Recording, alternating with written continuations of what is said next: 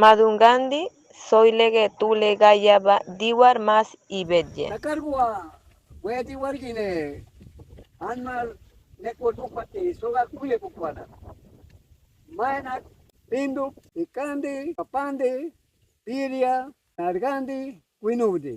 Teo nekot bukwa, nei dakato. Wedi war mahiti, badungandi, sogeri, we mata tuman nasurit.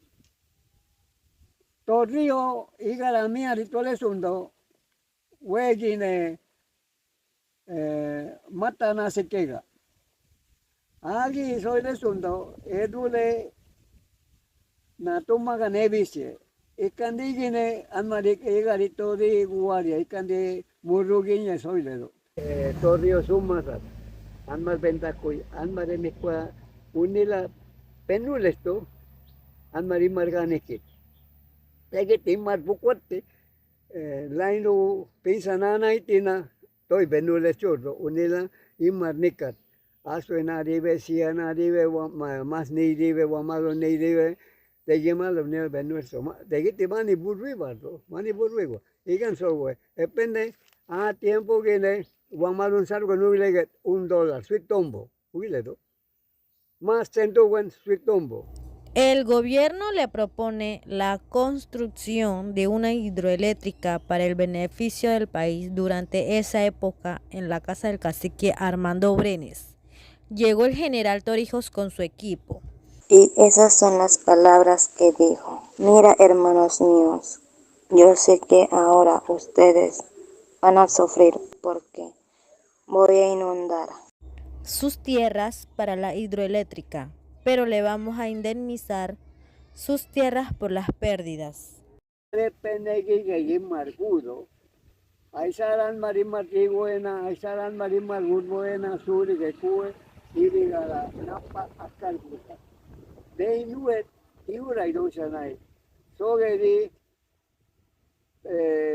50 metros de profundidad, napa nuet nanado. Pelan marimar dosado, pero guable, de socurina, anmar nato, arba de solio. Cusco, anmar, nan, sole de wat, guaymarse.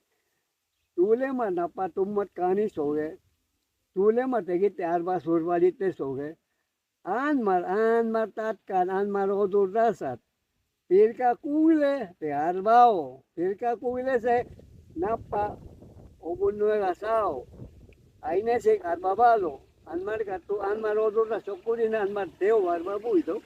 Epene ambaugandanikid makilagun diwargi, igigun diwargi, amar adulemar bukwat.